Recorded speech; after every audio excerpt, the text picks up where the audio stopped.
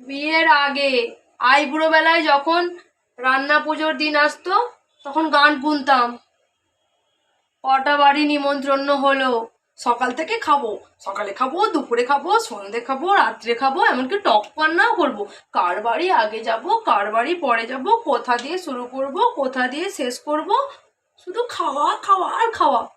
আর এখন বিয়ের পর যখন রান্না পুজো আসে এখনো গাঁট গুনি, তবে এটা দেখার জন্য যে রান্না পুজো আর কদিন বাকি আছে, কোন ঘরটা আগে পরিষ্কার করব, কোন ঘরটা পরে কাছাকাছি করবো, কোনটা আগে কাচবো, কোনটা পরে, কোন জিনিসটা ভেঙে গেছে, কোনটা চেঞ্জ করতে হবে, কোন কোন জিনিসটা কেনাকাটা বাকি আছে, এইসব চিন্তা করতে করতেই রান্না পুজোর দিন চলে আসে।